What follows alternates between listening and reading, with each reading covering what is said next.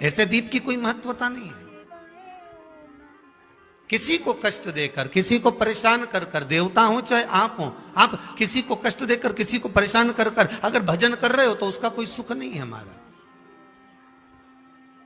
उसका कोई आनंद नहीं है। किसी को भी कष्ट देकर अगर आपने भजन भी किया, यज्ञ भी करा, दान भी करा, पुण्य भी करा, सत्कर्म भी करा, भजन भी करा, उसका कोई तत्व नहीं। शाम को 4 बजे से लेकर 7 बजे के बीच में शंकर और पार्वती के भ्रमण का समय रहता है। मेरे देवाधिदेव महादेव और माता पार्वती के भ्रमण का समय, भगवान शंकर पार्वती घूमने को निकले। इसलिए हमारा सनातन धर्म कहता है शाम के समय पर माताओं को झाड़ू नहीं लगाना चाहिए, शाम के समय पर माताओं को चूड़ी बिछिया नहीं बदलना चाहिए, शाम के समय पर माताओं को मांग में सिंदूरा नहीं भरना चाहिए, शाम के समय पर माताओं को बाल नहीं बांधना चाहिए, शाम के समय पर माताओं को चौखट पर नहीं बैठना चाहिए। उसका कारण क्या है? क्योंकि पार्वती जी ने भगवान भोलेनाथ जी से कहा था कि तुम मुझे रोज शाम के समय प्रदोष काल में भ्रमण के लिए लेकर जाते हो, मेरे लिए आज्ञा क्या है? शंकर भगवान ने कहा सुनो पार्वती, मंदिर के अंदर नंदी रहता है, जाने वाला यात्री जब मंदिर में मेरा दर्शन करने आता है तो नंदी के कानों में कहकर जाता है कि शिव जी को मेरे यहाँ लेकर आना। मैं नंदी के अनुसार उनके घर जाता हूँ, मेरा काम है उनका कल्याण करना और तेरा काम है उनके घर की नारी को अखंड सौभाग्यवती का वर प्रदान करना, ये तेरा काम है। तब पार्वती माता ने कहा अखंड सौभाग्यवती होने का वर मैं तो दे दूंगी, पर उस समय पर माताएं चूड़ी बदल रही होगी, हाथ से चूड़ी निकाल रही होगी तो मैं वर कैसे दे सकती हूँ? मांग भर रही होगी तो मैं वर कैसे दे सकती हूँ? उस समय पर चूड़ी बिछिया बदला जा रहा होगा तो मैं वर कैसे दे सकती हूँ? उस समय पर झाड़ू लग रही होगी तो मैं लक्ष्मी को वहां कैसे भेज सकती हूँ? आप बताओ। तो शंकर भगवान ने कहा प्रदोष का समय एक ऐसा समय होता है, शाम का समय ऐसा होता है जिस समय पर केवल शंकर और पार्वती की आराधना का समय होता है। हम तो कई लोगों से कहते हैं अगर आपके यहाँ संपदा नहीं आ रही है, बहुत मेहनत कर रहे हो, फल नहीं मिल रहा, कहीं नौकरी, कहीं सर्विस या कहीं व्यापार या व्यवसाय में कहीं तकलीफ आ रही है, हम सबसे कहते हैं शाम का समय पकड़ लो, शंकर जी के मंदिर में दिया लगाना प्रारंभ करो। शिव मंदिर में अगर दिया नहीं लगा रहे हो तो बेलपत्री के पेड़ के नीचे दिया लगा। बेलपत्री और शंकर जी के मंदिर में दिया नहीं लगा रहे तो शंकर जी के मंदिर के बाहर चौखट पर दिया लगा। इतना भी नहीं कर सकते तो अपने घर के बाहर अपने द्वार पर दिया लगा दो और शंकर जी के नाम का श्री शिवाय नमस्तुभ्यं बोलकर शंकर भगवान को याद कर कर अपनी कामना कर कर बाबा का स्मरण कर कर पंचाक्षर मंत्र नमः शिवाय, षडाक्षर मंत्र ओम नमः शिवाय, द्वादशाक्षर मंत्र ओम नमो भगवते वासुदेवाय, जो मंत्र तुमको याद है उसका स्मरण कर कर लक्ष्मी हो चाहे नारायण हो चाहे राम हो चाहे कृष्ण हो, स्मरण कर कर शाम के समय बाहर दिया लगा दो, दरवाजे के पास लगा दो, वो सुनेगा जरूर, आएगा उसका वेलकम जरूर होगा और वो कुछ लेकर जरूर जाएगा। नियम तो बनाओ, उसकी चौखट पर जाकर कहना होता है।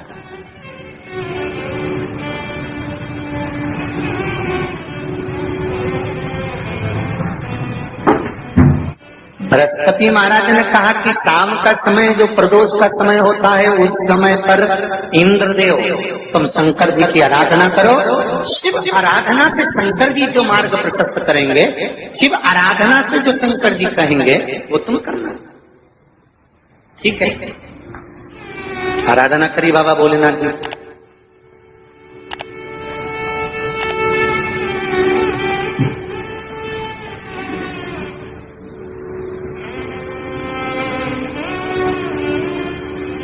मालूम नहीं था इंद्रदेव को। बृहस्पति महाराज ने प्रदोष की महत्वता समझाई तो प्रदोष का समय जानकर शंकर जी पर 7 बेलपत्र प्रदोष के दिन इंद्र ने समर्पित कर दी बिना सोचे। कितनी बेलपत्र? 7। प्रदोष का व्रत करो चाहे ना करो, मंदिर में चढ़ी हुई बेलपत्र को उठा लो,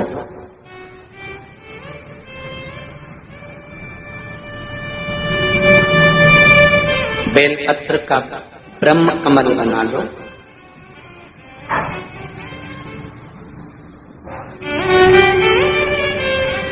ब्रह्म कमल का मतलब होता है डंडी बीच में रहे, आसपास पत्तियां रहे। 7 पत्ती का ब्रह्म कमल बनाकर, जैसे ये पत्तियां हैं एक जैसी रखी हुई हैं, तो इसको फैला लिया। 7 पत्ती को आपस में फैलाकर ब्रह्म कमल बना लिया। प्रदोष का व्रत करें ना करें, जरूरी नहीं है कि वृक्ष से ही पत्ती लेकर आओगे तो ही शंकर जी को चढ़ाओगे।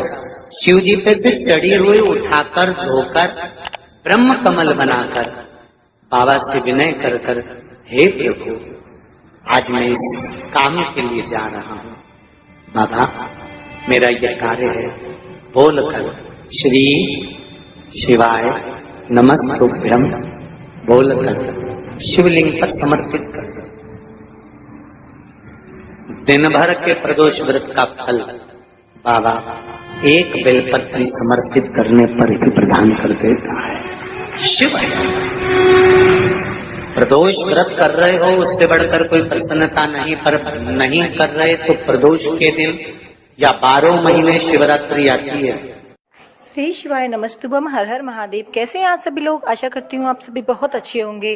देखिए, जो भी मेरे चैनल पर पहली भाई बहन पहली बार आए हैं वह मेरे चैनल को सब्सक्राइब कर लें। मेरी वीडियो कैसी लगती है कमेंट में हर हर महादेव लिखना ना भूलें। देखिए, आज का उपाय बहुत ही अच्छा उपाय बताया है। प्रदोष काल में अगर आप एक दीप अपने दरवाजे पर लगाते हैं तो धन का आपके यहाँ भंडार भर जाएगा, लक्ष्मी का आगमन होगा।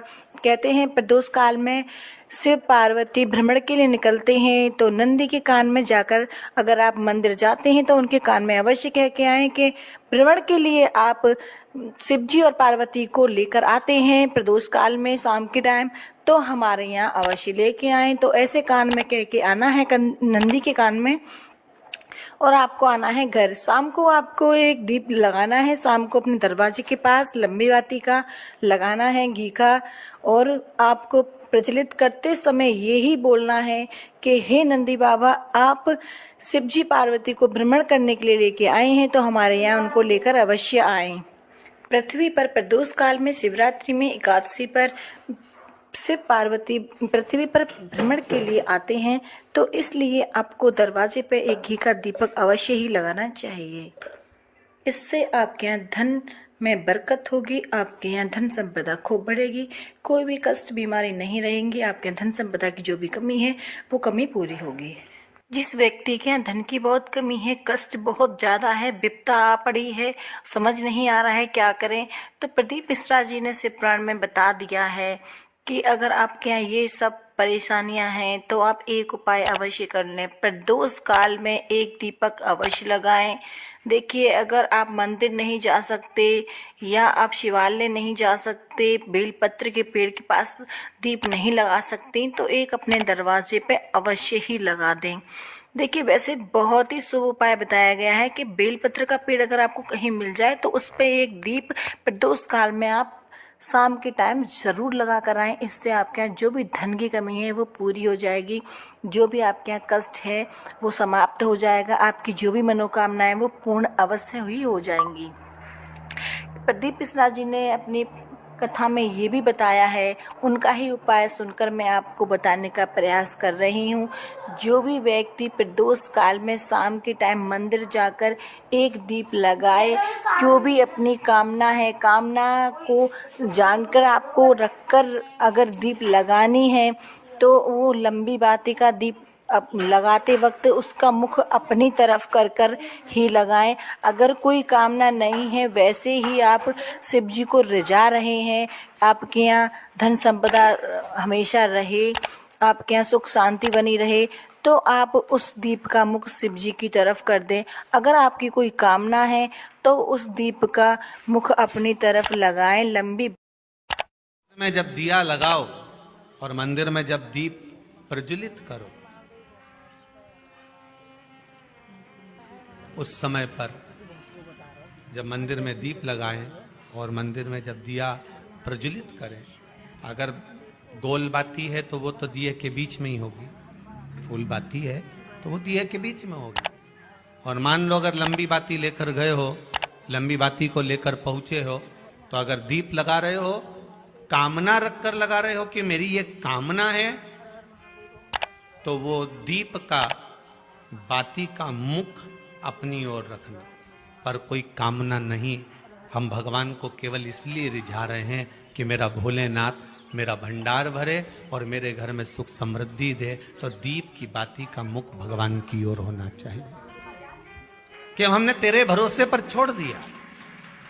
अब हम किसी से नहीं पूछेंगे कि हमें क्या करना है, ये दीप की जो बाती का मुख है वो आपकी ओर है। अर्थात मेरा जो जीवन है, मेरा जो संपूर्ण परिवार है, मेरा जो कुटुंब है, मेरा जो कबीला है, मैं जिस घर में निवास करती हूं, मैं जिस घर में रहता हूं, उस घर का संपूर्ण कारभार सब तुम्हारे भरोसे पर है। तो बाती का मुख कहां हो गया? भगवान की ओर हो गया। बाती का मुख फिर भगवान की ओर। पर ज्यादातर लोग दिया जो लगाते हैं ना, वो अपनी ओर बाती करके ही लगाते हैं। मतलब इनकी कामना चलती ही रहती है 24 घंटे। कुछ कुछ कामनाएं इनकी जागरूक रहती है, इनकी कामनाएं निरंतर रहती है। पर उस बाती में जब आप अपना संपूर्ण परिवार, संपूर्ण अपने परिवार का, दुकान हो, धंधा हो, व्यापार हो, व्यवसाय हो, चाहे आप जितना भी कार्य कर रहे हो, फैक्ट्रियां चला रहे हो, वो सब अपने भगवान के भरोसे पर दे दिया, भगवान की ओर दे दिया। तो इसका मतलब ये नहीं है कि बाती का मुख भगवान की ओर हो तो तुम भगवान के बिल्कुल करीब में ही बाती का मुख कर लगा दो और भगवान को मालूम पड़े चोट लग जाए, ऐसा भी नहीं। जब भी दिया लगता है, आप बहुत ध्यान देना महाराज, अगर भगवान जिस स्थान पर बैठे हुए हैं, अगर दिया हमको रखना है, भगवान जहां विराजमान है, दीप जब भी रखा जाता है भगवान के सामने, तो अपन जहां विराजमान है उससे भगवान और अपने बीच में कम से कम 2 बीता की दूरी तो होना ही चाहिए, जिससे भगवान को भी चोट ना लगे,